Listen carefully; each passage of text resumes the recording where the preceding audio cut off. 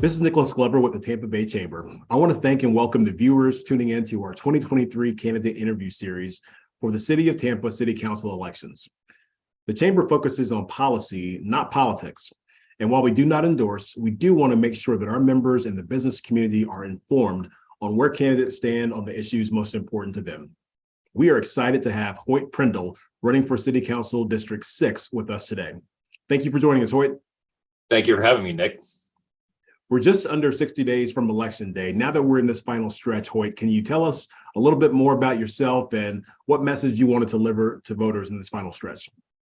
Sure. So a little bit about me. I'm a lawyer. Before I went to law school, I have a background in commercial lending. I did SBA 504 loans for owner-occupied real estate for small businesses. And I've been encouraged about what I've been hearing out on the streets and talking to voters about our campaign. And really the reason I'm running is to address the big issues that the city faces, most importantly, housing and transportation. There's been a lot of dysfunction on the current city council, and I'm somebody that's willing to go in there, be a consensus builder, not a grandstander, but a workhorse who will work tirelessly to solve the issues that our city faces and keep us on a good trajectory forward with growth and for the future. Thank you, Hoyt. What is the role of City Council as you see it, and how do you see that role potentially evolving over the course of your term?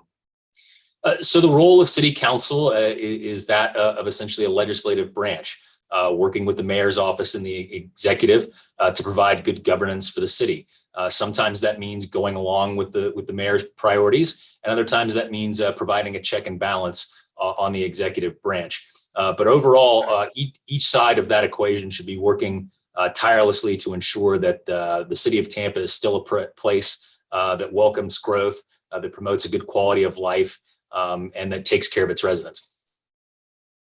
Thank you. Let's talk about housing for just a moment, Hoyt. That's an area that the Chamber really has leaned into, focusing on that missing middle, that workforce housing segment, that 80 to 120% of area median income. What zoning or policy changes would you support to address the growing workforce housing needs here in Tampa? Well, certainly, I think we need to put an emphasis on density, allowing more density in more areas, allowing things such as accessory dwelling units. But we have to take those approaches with a neighborhood-centric approach. So, in a neighborhood like Tampa Heights welcomes that kind of development, and we should encourage that development to go to places like Tampa Heights. Other neighborhoods aren't quite ready for that development, so we can't take a one-size-fits-all approach to force that particular type of development on those particular neighborhoods. But overall, we need to take a comprehensive approach that includes speeding up the development process, which will involve making changes to the comprehensive plan, cleaning up the land development code, because right now it's taking too long for items to get through city council, and there's too many things having to go before council, which ultimately impacts not just the workforce affordability development, but all development within the city. And those are things that we need to fix. Thank you. We began by talking about the role of City Council, and obviously approving the city's budget is one of council's biggest responsibilities. Some budget experts are anticipating a slowdown potentially during your term. How should the city prioritize its spending? Well, certainly, I think to the extent that the city can, trying to keep its operating expenses down. And I noticed that between fiscal years 21 and 23, there's some pretty significant growth in terms of the percentage increase in those expenses. So that's something that we'll need to take a look at and make sure that we're not overextending ourselves in case there is a downturn. But nonetheless, the priorities of the city don't change. The priorities of the city remain housing and transportation, and certainly to the extent that we can use general revenue funds and the CRA funds to make progress in those areas, we need to do so, and those need to be our priorities. Thank you. Local governments around the state have been critical of the legislature in recent years. Do you agree that preemption has become a problem in Tallahassee? And if so, how would you work to establish a more productive relationship with our legislative delegation? Preemption has absolutely become a large problem in Tallahassee. And this is a problem federally too, but ultimately local control is best wherever possible. We can't approach every problem as I disagree with someone politically, therefore I'm going to take away the rights of the area to enact laws regarding those issues. Tampa is very different than Miami, is very different than Jacksonville, is very different than Orlando. And we need the flexibility to be able to make ordinances and codes here that meet the needs of our city, not just what Tallahassee thinks we should do.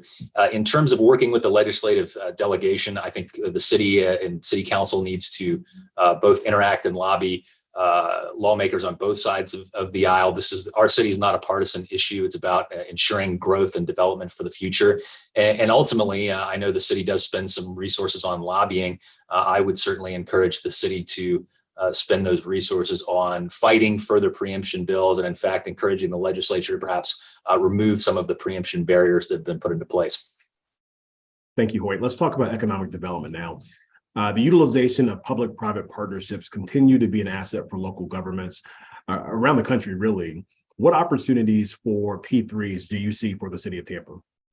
Well, certainly in transportation, P3s are something that has been used around the country to do other transportation projects, and I would be interested to see more exploration on that here. And also as we continue to build out the workforce housing that we need to have, that's another area where P3s are beneficial.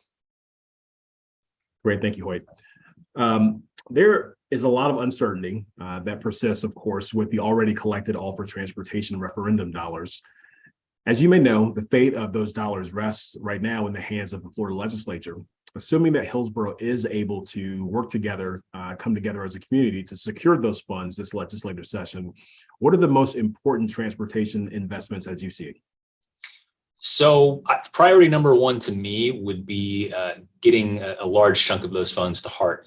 HART is one of the most underfunded transit agencies in the country, and that is a negative impact on the region because we don't have reliable bus service that we need in all of the areas of town. And as you know, Nick, we lack rail transportation, which as one of the largest metropolitan areas in the country, to not have that, that is an economic deterrent for businesses that are coming here, especially younger workers, younger millennials and younger Gen Z workers who maybe didn't grow up in the car dependent culture that you and I did. To be able to attract those high quality workers, we need to fix our transit system. So priority number one to me would be to put that money into HART and other transit initiatives. And by the way, that not only helps fix our transit problem, but in terms of the congestion on the roads, if you want to actually reduce congestion, you need to get people out of their cars and into public transportation. And so while I know some people think those two things don't align, more money for public transportation actually frees up the roads for people that do want to drive. We've touched on several really important topics that are important to the chamber and our members. But before we wrap up, Hoyt, are there any priorities that we did not discuss that you'd like to talk about, or anything that you'd like to circle back on and reemphasize? No, I just want to commend the chamber's efforts for being a constant positive force to recruit quality employees and businesses to our area. The chamber provides a critical function to this community, and I hope that'll continue to be the case going forward. And before we bring it in for a landing, where can voters go to learn more about you and your campaign or the positions that are most important to them? So the easiest thing voters can do is to go to hoytfortampa.com. That's HOYTFORTAMPA.com. They can also find me on Facebook and on Twitter at Hoyt Prindle. It's pretty straightforward. I'm not too hard to find. Those are the easiest places to find out more information about me, or just call my office. Thank you, Hoyt Prindle, candidate for Tampa City Council District 6. And on behalf of our members and our board of directors, we want to thank you for joining us today and for your willingness to serve in an elected office. That concludes our candidate interview today. All right, Nick, thank you for having me.